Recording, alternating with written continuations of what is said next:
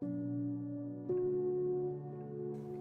hi, I'm Wes Lane, and in 1995, I was an assistant district attorney working for Bob Macy. The bombing had a double impact on me. First was my time in that period of time. Everybody was just filled with this collective angst of how do we help? How do we help?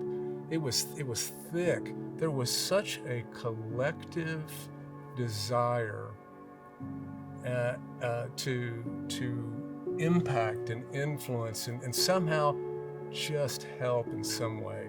And so it was a remarkable time for that. And with Jesus, I just it's like everybody's better selves showed up, and it was just like when the crime shut down for a period of time. There was like crime stopped.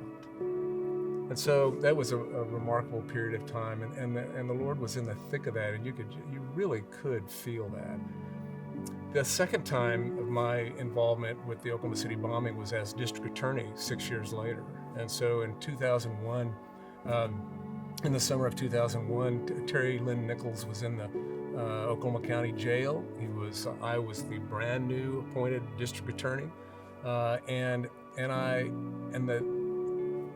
the way I saw this from this angle was through the lives of in this particular case, we had filed murder charges on 163 counts. 168 had been the total, but the federal case had been involving federal agents, and there was such a woundedness. And this is where I saw the ministry take place. There was a woundedness still so deep in the hearts of the people whose families, whose loved ones, as I heard someone say after the Terry Nichols trial 3 or 4 years later, no one has ever been held accountable for the murder of my mother.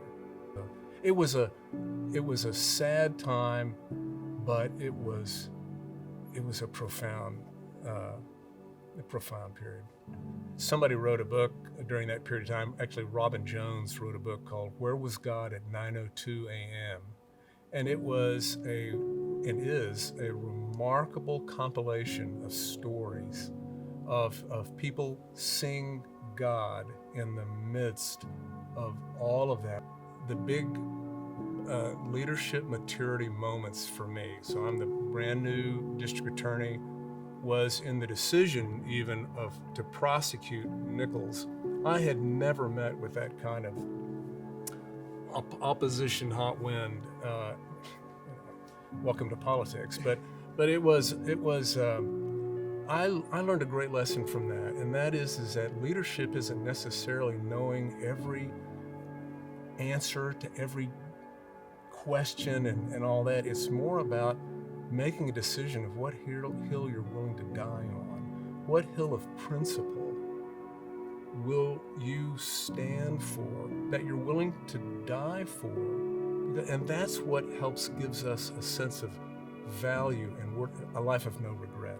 And that's what the Lord taught me in the midst of that, because I can guarantee you, my walk with the Lord from the Terry Nichols case went way up. My prayer life was significantly heightened during that 3-year business. And so I'm grateful. I'm grateful for the adversity because of what He's willing to teach us if we'll listen.